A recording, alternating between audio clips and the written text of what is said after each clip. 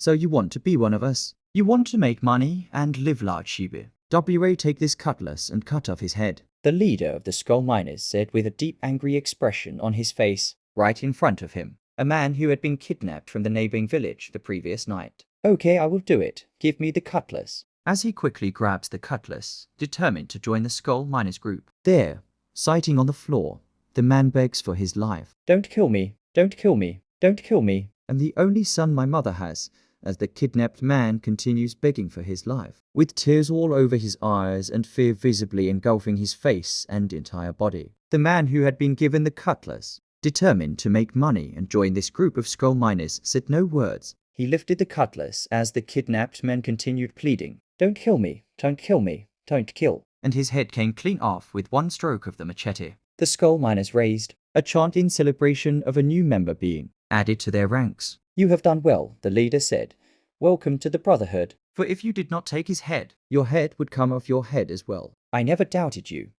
He continued. This story is drawn from a true story. In the small town of Ifo, Ogun State, whispers of disappearances and strange activities had begun to circulate. People spoke in hushed tones about how individuals would leave home and never return. It was as though the ground had swallowed them whole. Beneath the surface of everyday life in Ogun State, a horrifying secret was lurking, one that would shake the town to its core. Deep in the forested outskirts of Ifo, a group of men operated under the cover of darkness, led by Babatunde, a man in his late 40s, and his accomplices, Adigun and Rafiu. They were notorious among their circle but invisible to the community. They had earned the chilling nickname, Awo Egungun, the Skull Miners, among those who dared speak of them. Every week, Babatunde and his crew targeted unsuspecting travelers, farmers returning from their fields, and even individuals from neighboring villages. Armed with charms and machetes, they would ambush their victims in the dead of night. After killing them, they severed their heads and harvested organs to sell to wealthy clients involved in money, rituals, and organ trafficking. Their sinister operation had a clear routine. Bodies were disposed of in a nearby swamp, while the skulls and organs were packaged and sent to ritualists and traffickers in Lagos and beyond. Babatunde would always reassure his crew, saying, "Iwa Adara, our lives will be good," convincing them that their actions were a necessary sacrifice for wealth and power. The community's fear reached its peak when Yemisi, a mother of 3, reported her husband missing. He had left for the market 3 days earlier, but had not returned. Soon after, more families came forward, sharing similar stories. When Inspector Adebayo and his team from the Ogun State Police Command got involved, they began to uncover a pattern. A raid was planned after a tip-off from a local hunter, Olatunde, who had stumbled upon a clearing in the forest with suspicious items, charms, blood-stained tools, and shallow graves. On the night of the raid, the police descended on the hideout. Babatunde and his gang were caught red-handed, attempting to transport body parts in a black sack. The sight was grisly. The stench of blood and decay filled the air, and ritual paraphernalia littered the scene. When interrogated, Babatunde broke down and confessed, "Olapa, hiyasimida, away ma impa iniyan muaniosi kan, owo ni nwa. Officers, forgive me. We kill at least 10 people every week. We were only looking for money," Adigun added, trembling. We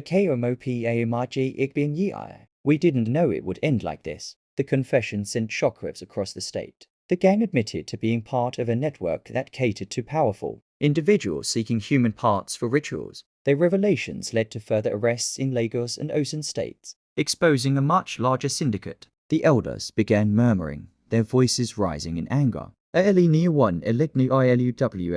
might have accomplices among us. The Bar-El raised his hand for silence. "Inspector," he said, his voice heavy, "you must root out every last one of them. Let no one be spared, no matter who they are." Adebayo nodded. "Kabiyesi, we will leave no stone unturned. But I must also ask for your help. The people are scared, and some might take the law into their own hands. We need calm while we complete our investigation." The Bar-El nodded, but his face was still grim. "Inspector, the Bogwari Iwaya Tio Sojo Tito. Sakbon Nikba Tia Enigan Bariiu Ele.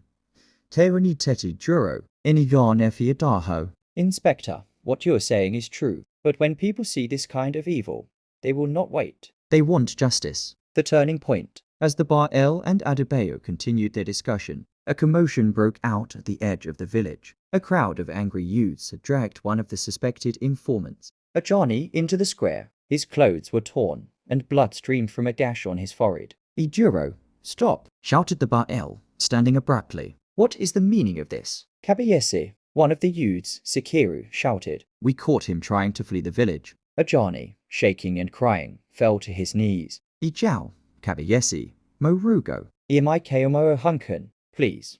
Your Highness, I swear, I don't know anything." Inspector Adebayo stepped forward, raising his voice. "Let the law handle this. If he is guilty, he will face justice. But if you kill an innocent man, you become no better than those killers." The crowd hesitated, murmuring amongst themselves. The Ba'el struck the ground with his staff. "Chibi me, hear me. If you believe in my leadership, leave him to the police. KOCIBR fan idaho AI ni. There is no place for vigilante justice." Reluctantly, the youths released Johnny, who was quickly taken into custody by Adebayo's team. At the end of the town meeting, the Ba'el addressed the people one last time. "Ain omo mi. We cannot let fear and anger consume us. Evil has passed through our land, but we must stand united. From today, no one must walk alone at night. Parents, watch over your children. Report anything suspicious to the police. And let us return to prayer Oloran, Nikon Lo Eli de Bobo WA. Only God can truly protect us." Inspector Adebayo added, "We understand your fear, but we urge you to trust the law. Be vigilant, but do not take matters into your own hands. Together, we will bring every one of these criminals to justice." Over the next few weeks, more arrests were made, including several ritualists and traffickers in Lagos and neighboring states. The forest where the crimes occurred was sealed off, and the town gradually began to heal. Yet, the memory of the skull miners lingered as a dark stain on the town's history, a reminder of the evil that can grow when people turn a blind eye to their neighbors. The people of IFO vowed never to allow such darkness to take root again, and as the Ba'el often reminded them in the years to come, "Nigbetia bar so awa debo, ibi only elitan cwa." When we protect each other, evil will not overcome us. But is this the end?